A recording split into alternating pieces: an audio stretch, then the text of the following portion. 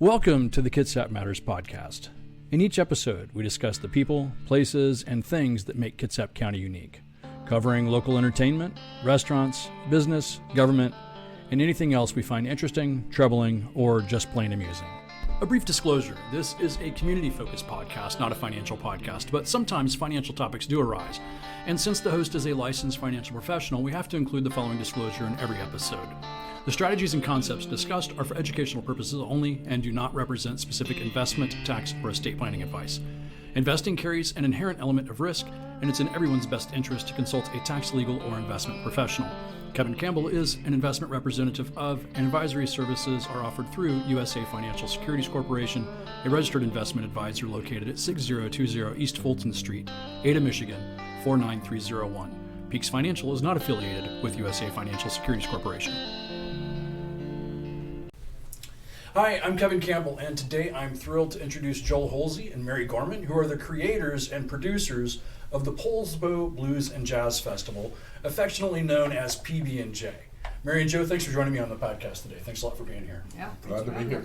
So if you're familiar with Peaks Financial, you've probably heard of our sale formula. The sale formula is the system that we use to manage the financial planning process for our clients.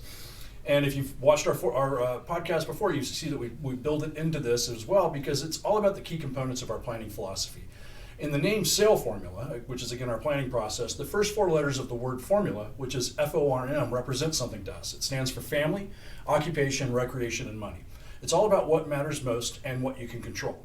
So the fun part about our planning approach is that it also provides a great outline for interviews like this.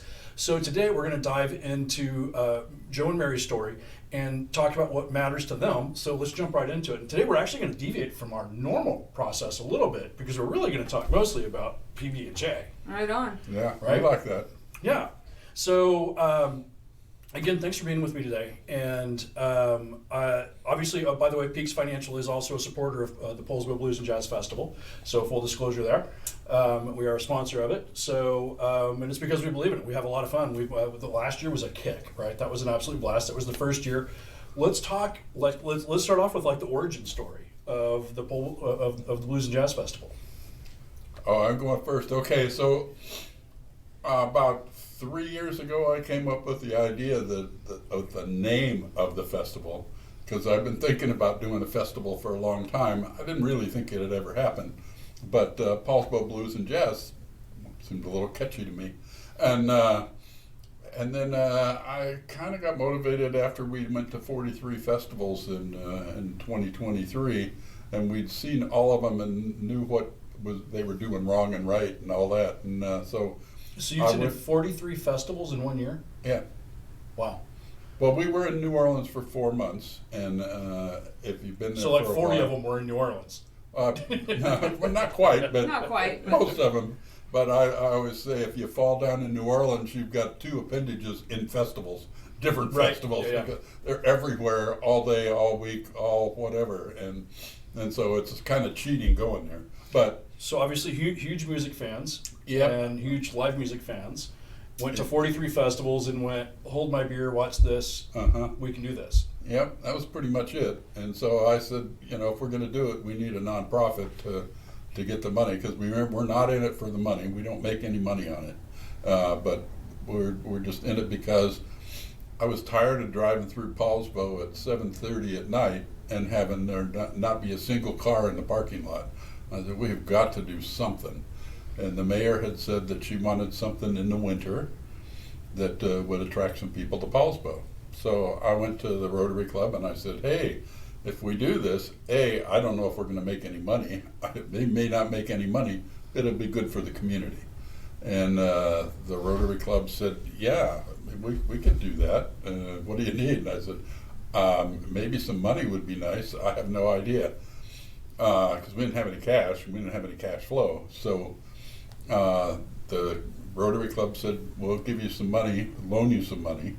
And then we went together to the mayor and said, this is what we're thinking about doing. And I say she interrupted me in the second sentence and started telling me what I should be doing to make it work.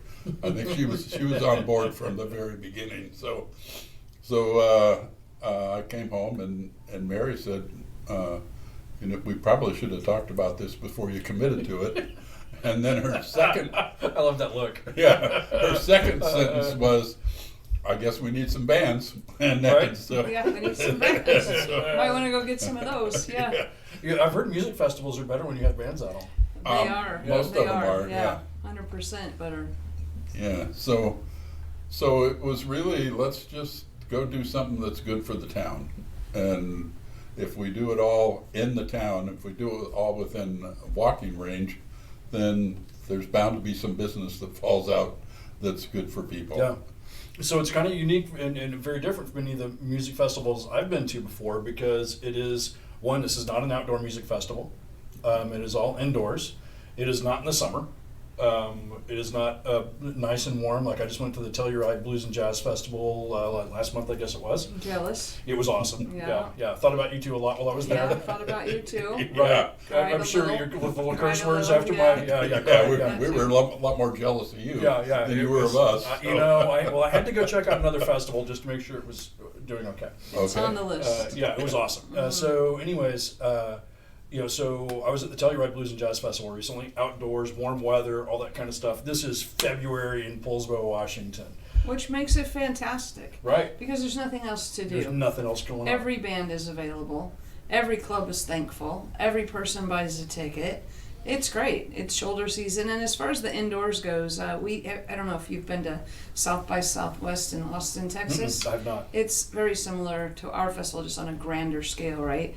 And also Upstream was put on by Paul Allen in Pioneer Square back when he was alive. He did it 2 years, and it was exactly this. It was local bands, pub to pub. So, I mean, it has to be inside in February. Certainly. And that was intentional. Yeah, absolutely. We don't want to compete with every festival in the summer. Yeah. So, what it's doing is it's bringing not only is it bringing entertainment to the residents of Poulsbo, but it's also bringing in people from outside of Poulsbo as well. Yeah, absolutely. That's the goal. Spread our wings. Right. Right. Last And year at we a had time of year when 27% of our attendees from outside of 50-mile radius. That's great. Yeah, and we think we'll double that this year. Awesome. So, how big was the festival last year? How many people attended? How many bands were there? How many venues? And what are you expecting for this year? Last year we had 13 bands, 4 venues, 500 people. This year we have 5 venues again, but we have 22 bands and 1,300 people. 1,300, so more than double the size of last Yeah, year. more than double. Yeah. And and ticket sales, I know we're expecting it to be sold out. I'm thinking probably within the next month or two. You think it will sell out? I think so. We're at Yeah. 70%. And this is so we're at 70%, and right now this is being recorded in October. Yeah. So with still 4 months to go, Yeah. tickets are 70% sold out. Yeah. Yeah. Awesome. Yeah. And what's it doing for? What do you think it's doing for, like, as far as the local economy? Do you have any idea the impact on that, and in like hotels and all that kind of stuff? We wanted to collect some of that data, and we have collected a little bit of it. We don't have a lot of hard data. We know that the Fairfield Inn was at 73%, 83% occupancy during our festival, which I don't think they have a 83% occupancy in February normally. We'll have better numbers this year. One of the clubs that we had it in said it was 4 times better than their previous February experience. So they were I'm surprised it wasn't more than that, actually. 4 times, but that's a lot. Yeah, but the clubs were all around 100 people, so we didn't have any big venues. So they crammed in as many people as they could. Yeah. We worked to fire codes, so we tried to stay legal. And Stayed. We didn't try. We did. yes, we did it. Yeah. Just for the Well, I recording wasn't here. counting, but they got a little crowded, but they were doable. And so we made a lot of people happy. It was a blast. I know we had a great time. I know our son called us at like 1:30 in the morning and said, "Can I come get you guys yet?" Because we had arranged for a designated driver, and he was ready to go to bed and still had to come pick his parents up. So Love it. yeah, Love it. he's like, well, "Can I please come get you guys?" Payback, Quinn. Yeah. So who is off the screen right now doing our Yeah. video recording over here? What have you learned about festivals? What have you learned doing this? What are some of your biggest surprises or things that you were like, hey, we didn't see that coming? We didn't see the January freeze and the pipes breaking in two of our venues coming. Oh yeah, that was Yeah. not good. Yeah, we sat down at one point and we decided to discuss what could go wrong, because we hadn't really done that, and we discussed it, and the only thing we could come up with was Mother Nature.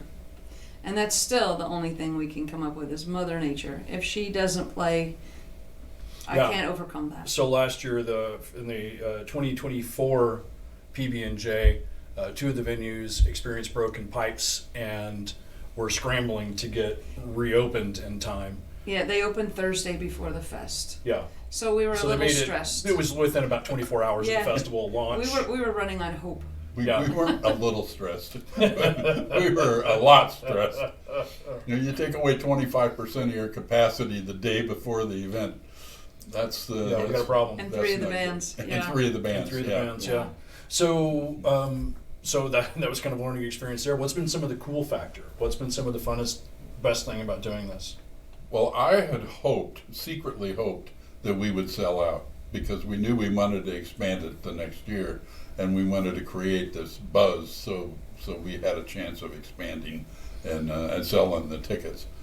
I did not expect the total city appreciation for what we were doing. I just thought we'd try and fill the calls and have great music and walk away. Yeah, you two have kind of turned into local celebrities now. Right? We're Right? pop stars. Yeah, I know. It's because obviously we hang out with you at music venues and stuff, and I know I've sat with both of you, and people walk up and talk to you, and then they walk away, and you're like, I have no idea who that was. Right. Yeah, we've had to have met 1,500 people in the last 14 months, and so they all seem to be named John. Yeah, like everybody's John, and so I just tell them, I say, every time you see me, could you tell me your name until I tell you your name? Right. When I say hi, John, you can stop.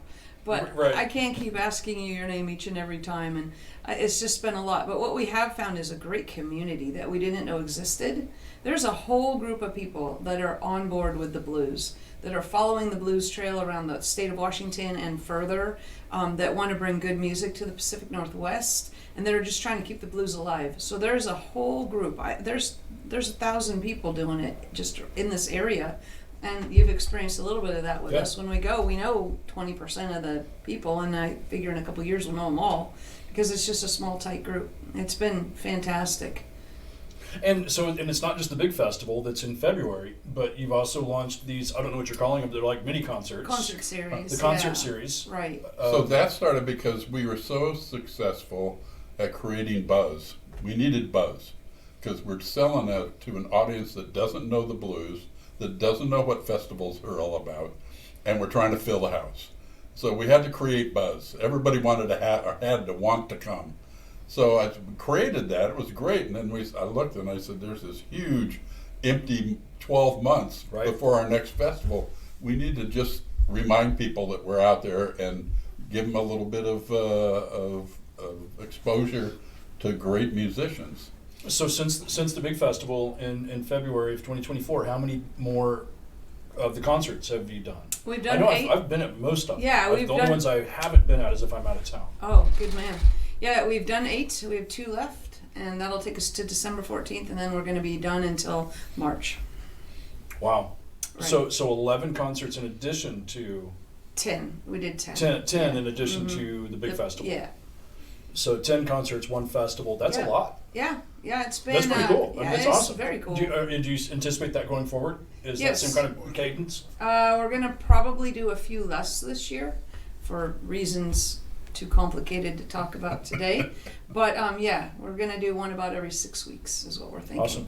But we don't get to pick the date. The date depends upon, these artists are coming from all over the nation, and we have to work with when they're in the Pacific Northwest. Right. We can create a tour just for them. We put them in Tacoma, Poulsbo, Port Townsend, Victoria, if we initiate the entire thing. But a lot of times we pick somebody up that's already doing something in the area, They're and they gonna be have touring a in the free area, night, and they're like, yeah. "Can we come up here and play for you?"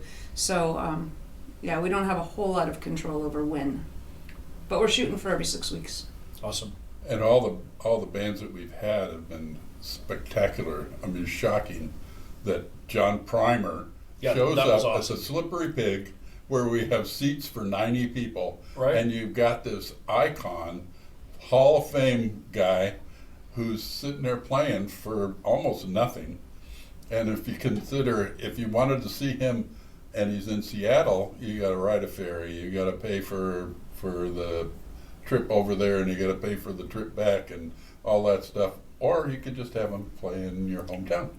I was telling somebody, I was talking to somebody, I can't remember where I was, but it was on one of my trips recently, and was talking about the PB&J, and said, oh yeah, we just, bringing in musicians. They're like, well, who's been there? I was like, oh, we just saw John Primer the other night. And they're like, you're kidding. I'm like, no, he was there playing in this. And they're like, how big is the venue? I'm like, yeah, 90 people. And they're like, wow. Yeah, it's a wow. That is we so have Rick cool. Estrin and the Nightcats coming in November. It's a wow. I think Rick's going to walk in there and go, okay. I mean, he's used to the big stage in Sweden, right? Yeah, he's coming to the Pig. And then Jason Ricci and the Bad Kind in December, who that's the one I've been looking forward to the most out of the whole series. He's a harmonica player out of Louisiana that I just adore. So I'm going to see Jason Ricci at the Slippery Pig. Cool. How and cool I is that? know I keep sending you bands as well, going, yeah, I see this person. Oh, there's so many. I've seen There's so several many. great ones down in Austin when I was down there earlier this year, and various other places. That we're not going to run out of bands. No. We'll run out of budget. We will run out of budget. Yeah, we have to be very careful about that for sure. So It's real easy to spend a lot. yeah, I mean, yeah. I know they put out requests of who do you want to come? Who do you want to come to the? We're looking for band suggestions for next year, and I'm like, oh, so just bring in like Marcus King and Tedeschi Smith Trucks Fish, and Smith the Fish. Yeah, That'd be Kingfish, fantastic. sure. Buddy Guy's probably free. Yeah, for sure. Yeah, I tell you what, those tickets, they'd have to be $500 a person. Okay. Yeah, no, I would totally. I'm in. I got. Yeah. I'll be there. Yeah, I'll be there. For that concert, heck yeah. That would be crazy. So give me some Tedeschi Trucks with Marcus King and maybe Chris Stapleton at the same time. That'd be pretty awesome. Yeah. Okay. Yeah. Right. Let's do it. I had to aspire. Kebmo. I had to throw Kebmo in Bonnie there. Raitt. I Can love we Bonnie do Raitt. Bonnie Raitt? Yeah. Can we do a She Taj played, Mahal? Bonnie Raitt played Telluride a couple years ago. Yeah. No, they do it if you pay them. Yeah, right. Yeah, they'll come. Yeah, if you call them and Yeah. offer them money, they show up. Lots of it, like Yeah. a small truckload. Yeah, and So- that was kind of fun in the beginning. I did actually reach out to my favorite artists just to see like how much is that guy, and read their writers and see what they require you to provide in addition to a paycheck. And year one, it was really overwhelming. I didn't even know most of the vocabulary in the writers, right? But I'm learning a lot now, and we have. Is this the stuff that's like, I need pink roses in my dressing room kind of stuff? All of that. Uh-huh. Yes, Yeah. organic hummus and requirements on sound and stage and drums and all of it. I mean, it's intense. So how do you even find that? They have agents, and the agents Gotcha. send it. So you just reach out to their agent, and they say, "This is our price." How do you even figure out This their is- agent? Little Google searching? Yeah, Is that it? Google. They're all. If you go to their websites, it says if you want to book me, click this. Gotcha, Go got to it. these guys, and Obviously, I've never tried doing that. Right. I've never tried personally booking Bonnie Raitt before. I haven't either, but I have now. Well, But- I know but I we- can't afford Bonnie Raitt, Yeah. but I did reach out to the Wailers. I did Mm-hmm. reach out to John Cleary and the Absolute Monster Gentlemen. I did reach out to Vanessa Collier, all of which are out of my league. But we are going on the Blues Cruise on Friday with Vanessa Collier, and I plan to have a little conversation with her. Yeah. So, Watch out, Vanessa. so Mary's sometimes coming for ya. sometimes they'll come and they'll make you a deal. So you just gotta ask. Yeah. Yeah. I mean, Rick Estrin's coming. I never thought we'd see that. Yeah. He's coming for the concert series, but I didn't think we'd get him. I don't know. You Yeah. never know. The funny thing that started all this stuff is Mary's looking at bands for the first festival, and we need 12 bands. Or I don't even know why, when we finally settled on 12, but we settled on 12. And she said, I'd really like to have Lady A. And I said, well, call her, And she said, but we're just going to be in the Slippery Pig. And I said, every band started in a garage. Yep. And so the call was, she called and she said, hey, we'd like you to come and play, but we only have 90 seats. And she said, oh, I love playing small venues. Seriously. Yeah. And she showed up, and then 2 months later, she asked to come back Yeah, yeah. and play the Pig again. So Yeah, she loves it. she's- yeah, Such a she's warm great. reception. And that's funny because that's exactly not what you thought was going to happen, No, right? no. Yeah, it's been eye-opening, just dropping, shocking, all of it, every artist step. has seemed like that I've seen there has been like, this has been really, really cool. Right, because, well, so we have some rules. We had 10 in the beginning, and the first 9 were the bands have to be insanely great. If we don't have good music, we're wasting our time. Yeah. And the 10th rule was elevate. Everything we do, let's make it a little bit more professional, a little bit better. And part of that is taking really good care of the bands.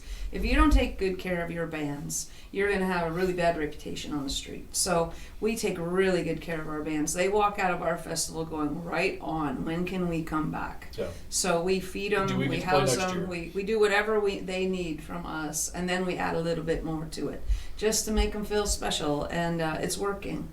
So we left here, we went to Memphis to the Blues Awards, and that's where the people are. That's where the big hitters are. And it was surprising how many people had heard of us. It was only 2 months later, right? How many people had heard of us and how many bands approached us saying, I hear your festival was really well run and I'd really like to make an effort to be on that docket. And we're shocked. It's like, oh, you don't know, it's just Mary and Joe and Poulsbo, right? We'll consider you. Yes. We'll think about that. Please submit your information in triplicate. Dylan Triplet. Yeah. I love Dylan Triplet. I love to get him. Just apply. Yeah. So it's been heady. It's been heady. For the first week afterwards, we literally sat in the living room alone and high-fived each other. We're really cool, huh? Yeah, we're really cool.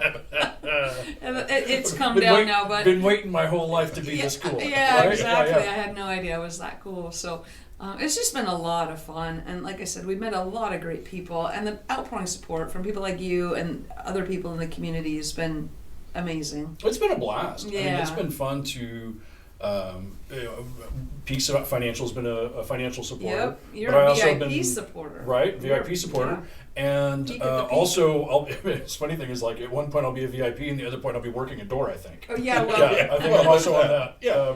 Yeah. But So, you get to hear the music while you're working the door. yeah, so. exactly. So, because it's everybody at PB&J is all volunteers, and as you said, nobody's making money on this thing. Nope. Actually, so let's talk about a little bit about what happens with the money that comes from PB&J. Where does it go, and what happens with that? Well, all right, so we try to cover the cost of the musicians. Obviously, that's right? important. Yeah. And So the festival certainly has costs. Yes. Oh, yeah. So Excess. actually, the only people who are making any money on it are the musicians and the venues. Right. Yeah. And everybody in town, I think, makes a little bit of money Yeah. somewhere. I mean, the And there's, restaurants, there's nothing the wrong bars. with that. No, yeah. I mean, it's kind of the point. No. that is the point. The musicians Yeah. and the venues, the restaurants, the hotels, The sound all that kind of engineers, stuff. But as far as the actual PB&J festival itself, all of that money's actually getting. So excess money we didn't give him any money the first year because There wasn't we really- needed a bank in order to make sure we could make the second year Right. happen. But yeah, we're going to hand to the Rotary whatever our Yeah. profits is kind of not the right term, but our excess The net funds. proceeds, yeah. Proceeds, yeah. Yeah. We're going to hand that to Rotary, and Rotary, as you know it, I've got a list, at least a full page list of what Rotary sponsors in the world. Yeah. And And it's huge. yeah. Oh, yeah, and it's impactful. So we do polio. Yeah. Rotary and Bill Gates working together Yeah. have committed to eliminating polio in the world, and we're a few spotty cases from having that be a reality. Yeah. We built a roughly $3 million housing complex in town for domestic violence victims. I think that's kind of a big deal. It is kind of a big It's deal. 4 buildings. Each one is either 1 or 2 families can be converted, and that's been a cause for our club for a long time. But we also have other places where we put domestic violence victims. It's not just the Morrow Manor, which is the 4 buildings. We have other places that we take care of.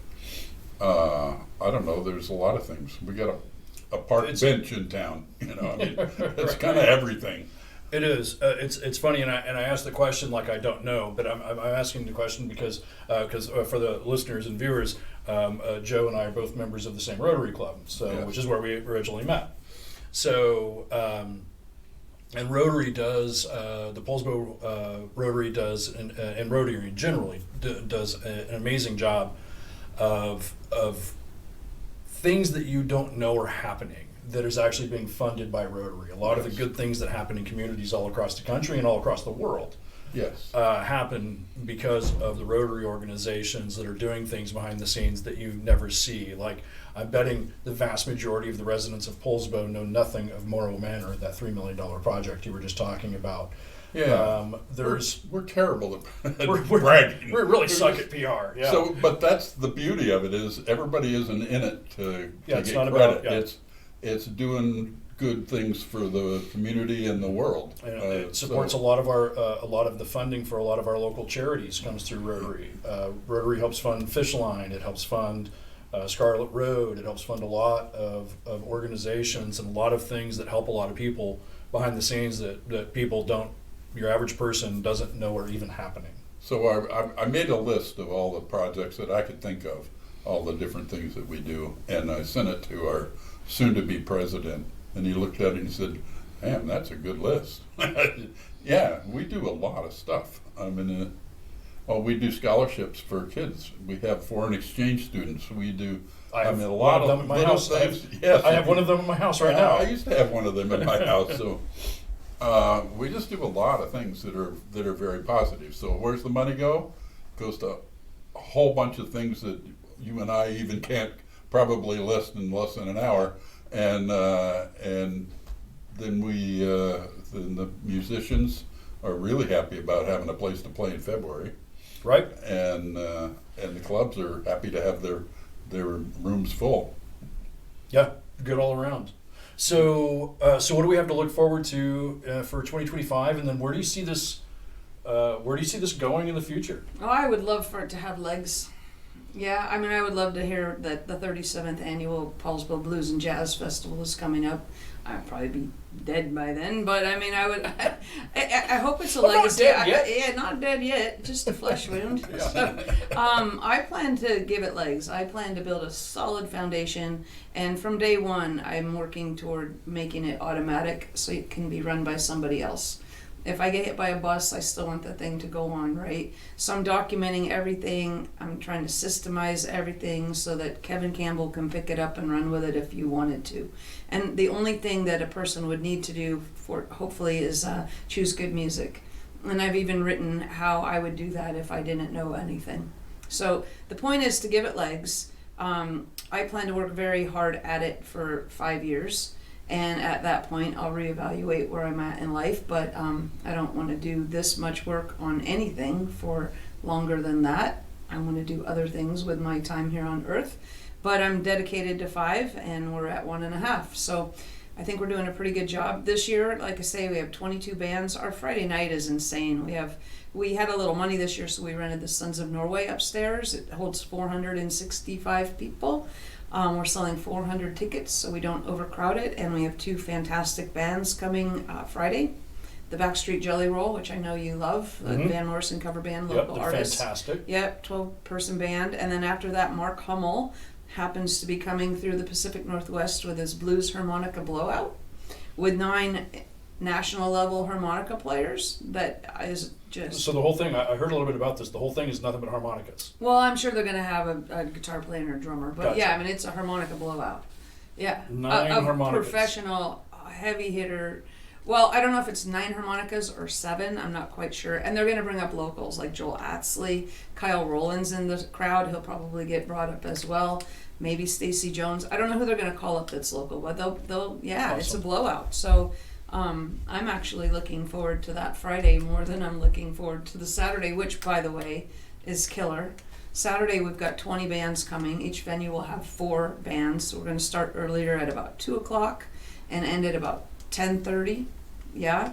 And it went later last year, didn't it? So we have a pro jam afterwards, right? We hire Rafael Tranquilino to get a house band together and do a professional jam session, a pro jam.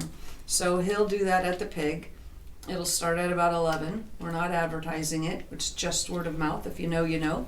If you're listening I was to going this, to say, you just told the world, Mary. yeah, that's great. If you're that's what you get for listening to this interview. Well, I mean, you know about the program. thankfully we have like 3 listeners. Yeah, so. well, all 3 of them, they better be there. Yeah. Yeah. I don't think they'll overflow the room. Yeah. So Raph, he plays the first couple songs with his house band, and then he just pulls people in that he sees in the audience that he knows are musicians. So that'll be pretty neat.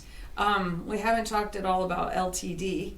I know you know of Lorenzo and them. LTD is Lorenzo, Tanya, and David, and they are doing, well, they do a festival, but they're basically bringing bands through the Pacific Northwest like we're trying to do, and we've become one of their stops.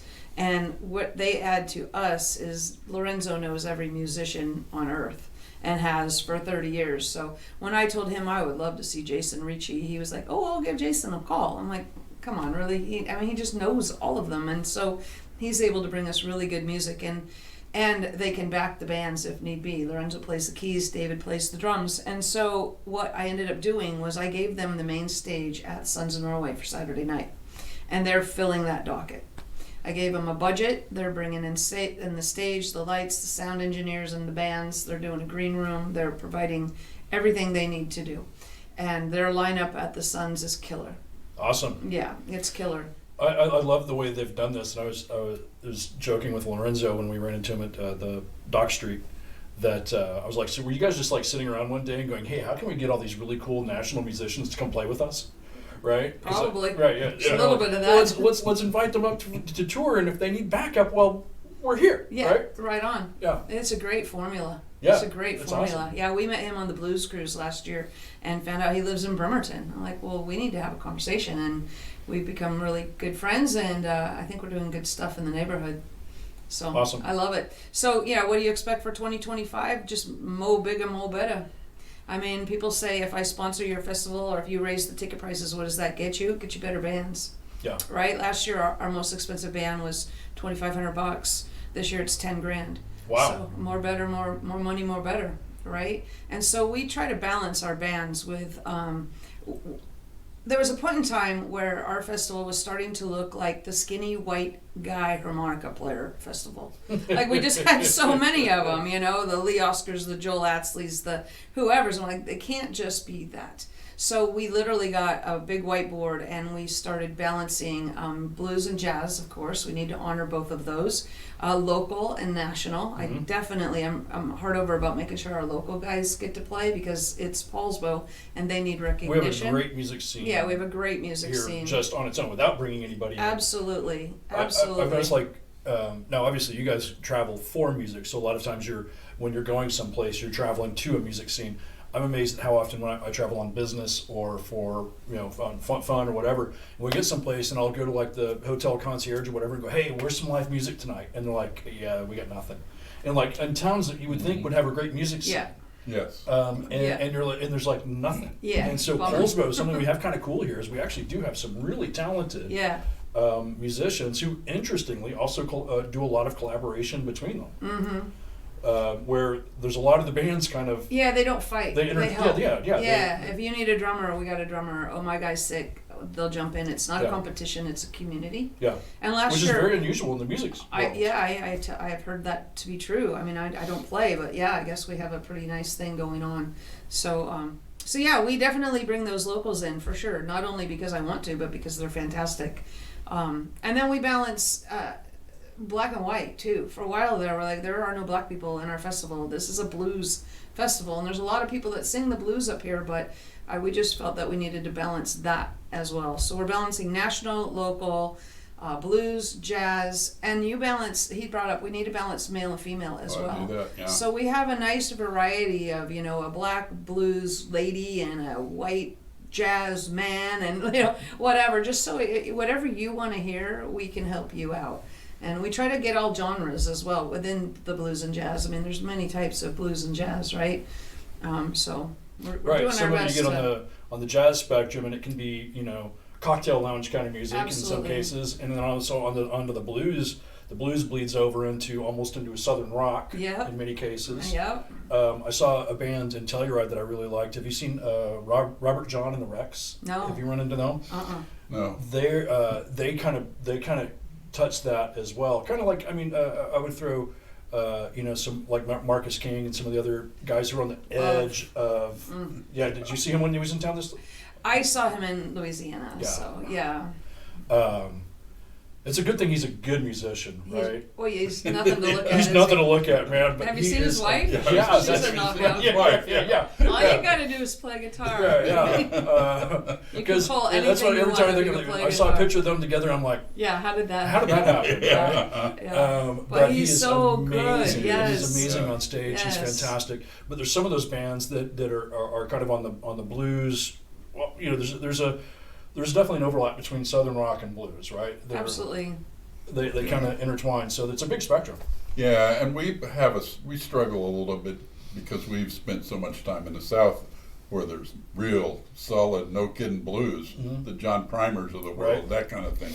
That's Chicago and Mississippi and New Orleans and all that. And so we see a blues artist here, and they're different kind of blues. So we'd like to mix them up a little bit and get some Right. of those real blues roots people here. And It's kind of we're like, doing in some that. cases, it's kind of like getting Mexican food in Toronto.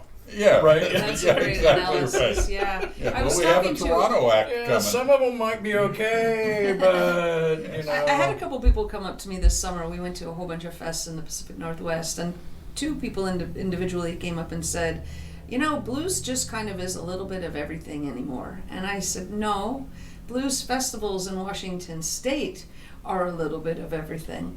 The blues are not confused. It's just we don't have a lot of them in this area. Gotcha. So, you go to Mississippi, they are not confused about what the blues are. You go to Chicago, they are not confused. It's not a little bit of everything. It's the blues.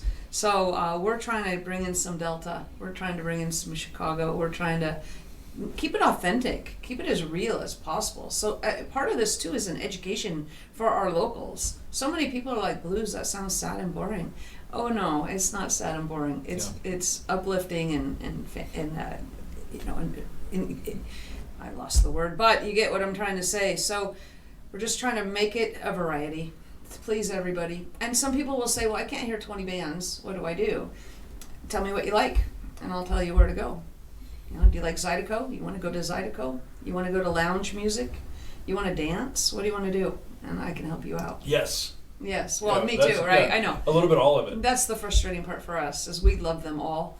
So, But Last it's year all- we were kind of jumping around Yeah. to all the various venues. Yeah. And thankfully we were able to pretty much get into. There's only one time we had to wait in line for a few minutes to get some people out due to fire code. right. So I don't think that's going to be a problem this year. The Sons of Norway holds 400 people, and we've rented a bus to drive you around the town. So you don't even have to walk anymore. We're trying to get people up the hill to the Western Red Brewery. People kind of got lazy at the end of the evening, as you do. So if you just hop on the party bus, you'll be there in 3 minutes. That'll be pretty nice. Yeah. And I feel like each band plays for 90 minutes. My goal is to hit 30 of those. Go see them for 30 minutes, transition for 10, get another. You can see 2 bands every set pretty comfortably, I think. Yeah. Maybe 3 if you're a hardcore, but 2 for sure. And there's 4 sets, so you can see 8 without any trouble. 10 to 12 if you work it. Something I learned when I went to Telluride is I went with a friend of mine who's also a blues fan, and we knew that there were certain people we wanted to see. We wanted to see Tab Benoit, right? Yeah. It was one of the first ones we wanted to see. And then we started kind of going through, because the Telluride Blues and Jazz, I want to say it's 3 days long, and it's a lot of music. And it's almost unrealistic to go, I'm going to catch every band. No, you get too tired. Yeah. So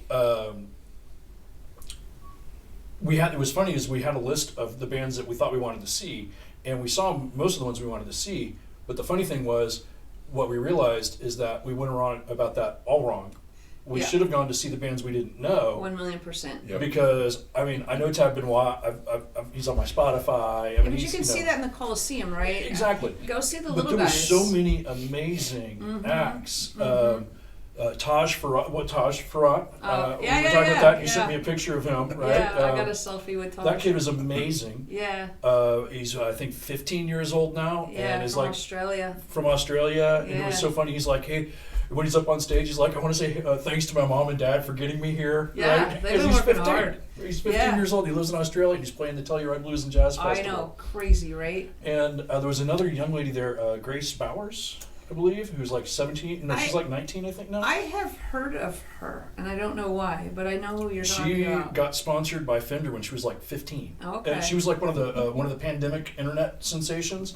Started yeah. playing. Yeah, I've seen her on the YouTube. Yeah, that's exactly it. Yeah. That's where she got her Yeah. start. Is just jamming on YouTube. Yeah. And it's become a thing. There's so many. It's like we loved seeing all the bands that I wanted to see, all the big names that I wanted to see, but I actually enjoyed even more finding all the ones that I didn't know existed. And they're less crowded. Yeah, they were Yeah. so cool. And there you were can so many you just fantastic. get such a better experience. I find like at big festivals like Jazz Fest, when you go see the Stones, you're watching them on the teleprompter. Right. You can't Yeah. see you. I can't deal with that crowd. You know what I mean? I'm too That's old way to too get in people-y, the. yeah. Well, you don't get to leave. We've done it. I mean, if you're a diehard and you get in the front of the crowd at Jazz Fest, I mean, you're there for 6 hours and you're not going to the bathroom and you're not getting something to. If you leave, you're out. Yeah. You're not getting back. So we chill out and hit the little guys, and we find it much more enjoyable in every way. Yeah. Yeah, that was my experience as well.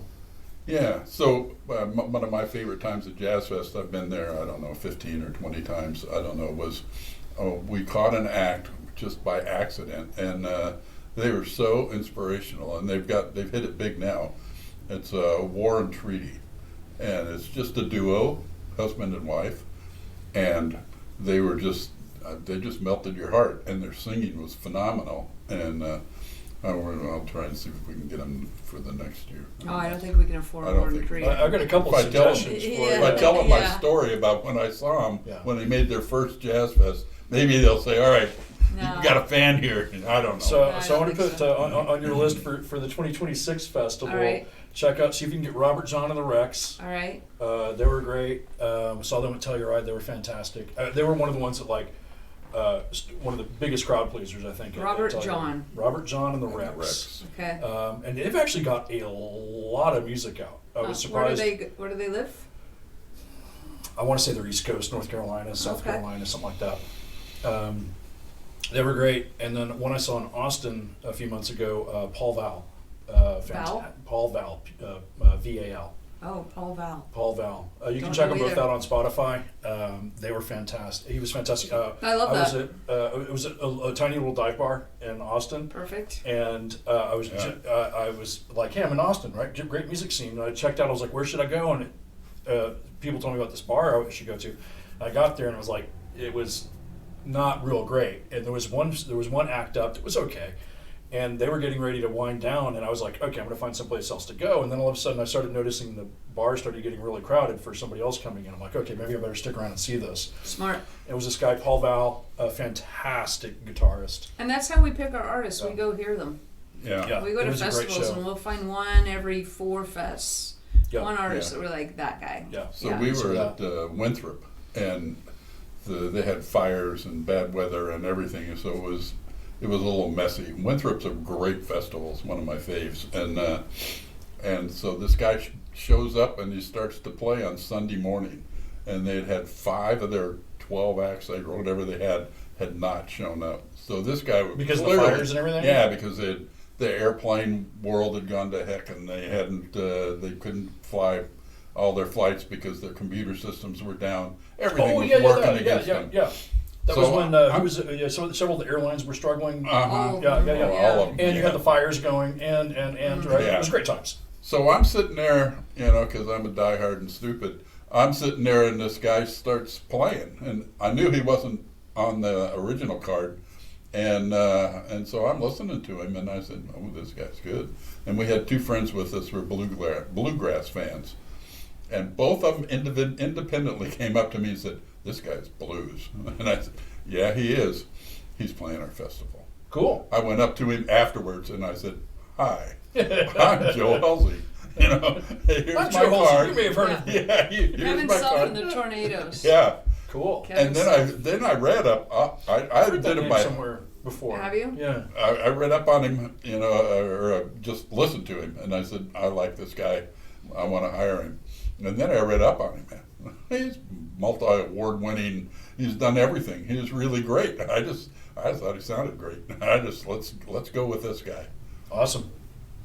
Okay, so what else haven't we talked about? Anything else you guys want to cover before we wrap it up? Get your tickets. They're going fast. Get your tickets, and they can find tickets where? At Eventbrite or at PoulsboBluesandJazzFestival.com. There are only 100 tickets left to Friday night, and I believe there are 300 tickets left to Saturday. So don't be that guy that calls me in January and tells me that you didn't get a ticket and your mother's dying of cancer. Because I got a lot of those last year. That's to a be lot hard of to money grasp, inside but- of cancer. Yeah, no, Amazing. That's rude, but yeah, it did happen a lot. And so, literally, we're selling to fire code. We don't want to get shut down. We want this thing to be successful, and we want everybody to fit comfortably and not be standing in line in February in the rain, right? Right. So we're keeping it that very strict. So grab your tickets. Tell your friends. Joe and I are out 4 nights a week to different music venues around the Pacific Northwest. When the bands take a break, we tell everybody at their tables what we're doing. Most people haven't heard of us. We hit Port Townsend last week. We hit Gig Harbor, Tacoma, Everett, Marysville, Seattle. We're going all over the place. So if you got a buddy, that would help me out. We're just trying to get 1,500 super fans.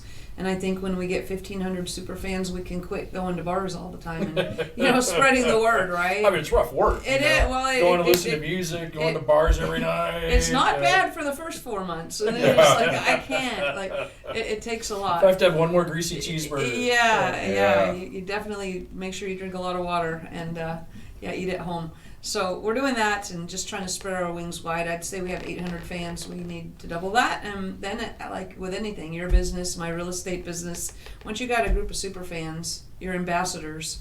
I need ambassadors to go tell people about me. Yeah. And so I can quit telling people about me. That's how it works, right? So that's what I would tell people. Get a ticket, right. Bring a friend. Go to Eventbrite or to the Poulsbo Bluesandjazzfestival.com to get your tickets. Anything else?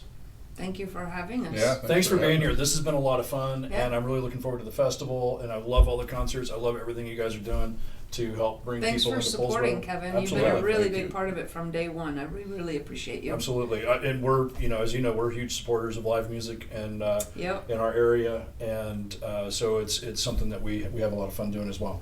Yeah. Awesome. That's going to be a wrap for another exciting episode of the Kitsap Matters podcast. Thanks so much for taking the time to listen to us, and we'll catch you on the next episode. Bye-bye. A brief disclosure, this is a community-focused podcast, not a financial podcast, but sometimes financial topics do arise. And since the host is a licensed financial professional, we have to include the following disclosure in every episode. The strategies and concepts discussed are for educational purposes only and do not represent specific investment, tax, or estate planning advice. Investing carries an inherent element of risk, and it's in everyone's best interest to consult a tax, legal, or investment professional. Kevin Campbell is an investment representative of, and advisory services are offered through USA Financial Securities Corporation, a registered investment advisor located at 6020 East Fulton Street, Ada, Michigan, 49301. Peaks Financial is not affiliated with USA Financial Securities Corporation.